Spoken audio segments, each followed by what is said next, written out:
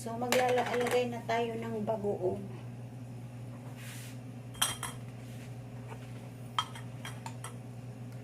So, ilalagay natin sa ano para makatulo. Kalahati lang, huwag marami. So, maglalagay na tayo ng mantika.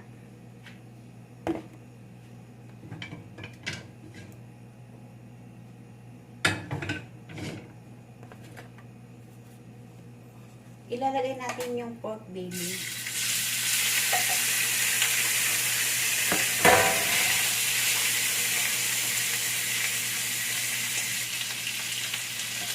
So, i-mix na natin ito.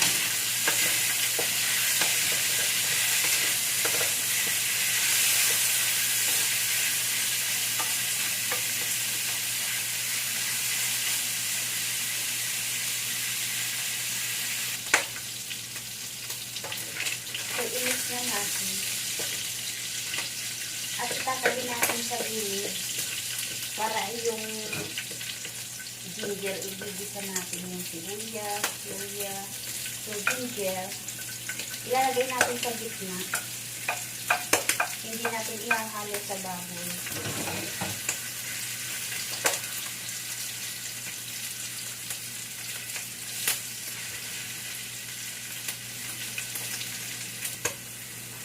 Garlic.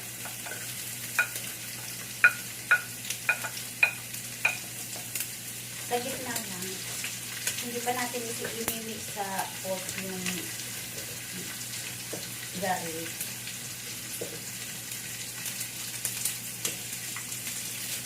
Saka yung sa gilid na baboy, dapat i-mix natin para hindi magdikit sa kawali at hindi masunog.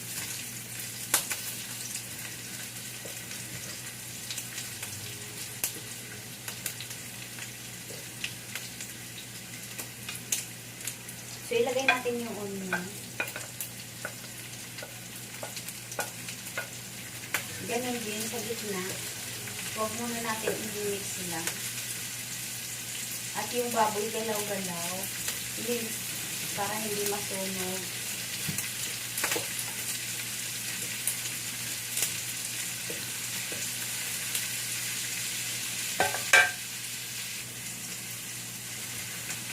So, i-mix na natin.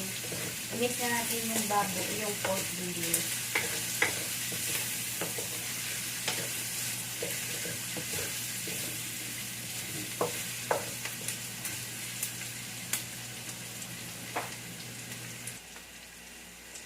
So, ilalagay na natin yung bagoong.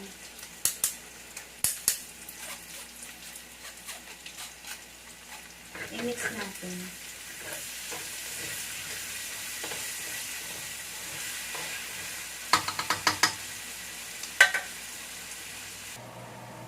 So, maglalagay na ako ng coconut.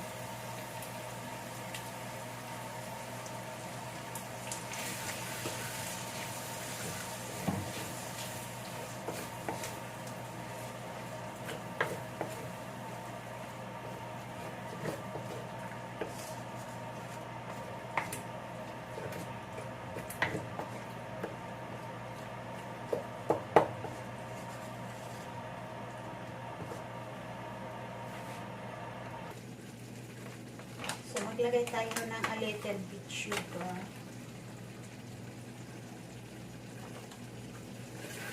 Para hindi masyadong maalat.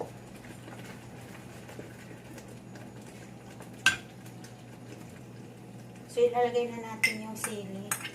Kaunti lang kasi ayaw nila ng mahanghang na masyado. So, kaunti lang. So, papatuyuin lang natin siya.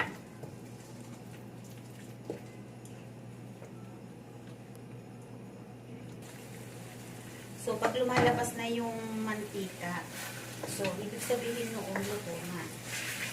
Pero, 5 minutes na. Kasi lumalabas na yung mantika.